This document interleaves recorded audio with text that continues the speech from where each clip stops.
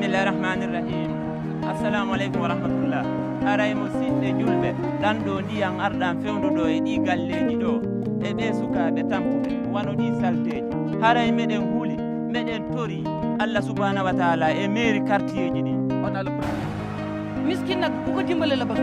waaye location mën nga location bi ba pare ngay fay lu yaas di defar kër amoo foo dëkk ci ndox nga génn ci kër gi dëkk ci jàkka ji. On a preuve à l'appui, là où nous sommes, tous les quartiers périphériques sont inondés. Il y a des fosses, il y a des vidanges et il y a des trous. On n'a pas là où habiter, nous sommes des locataires à la fin du mois.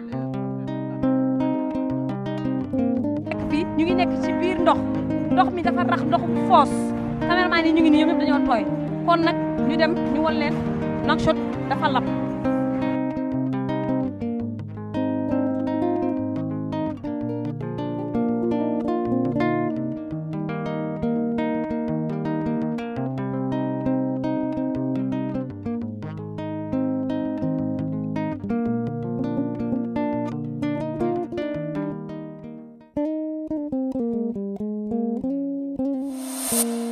Asmano so ƴiwni boluji cakke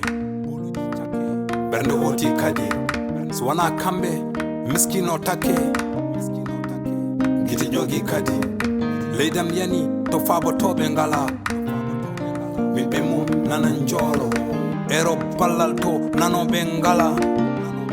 est ce que lamɓe mum ne gollo kalde asman ƴiwni nene ɗanotako rawane surti hikka ɗo ndungu yewnotako galleji kewi ndiyam horsoɓe jamme ñalawma mette yari ƴiyam lamɗo draki wala hawla mbaɗen jungue fandu tampi tan ko enen woto paɗene gote meɓɓe sagoji meɓɓe tan ko janen ko diɗi so erimo jaabo addu jungo ma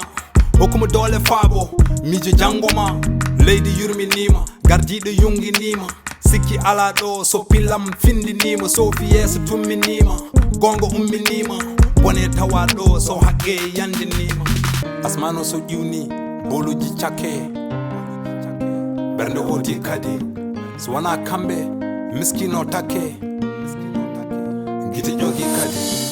leydam yani to fabotoɓe ngala miɓɓe mum nanan joolo ero ballal to nanoɓe ngala est ce que lamɓe mum ne gollo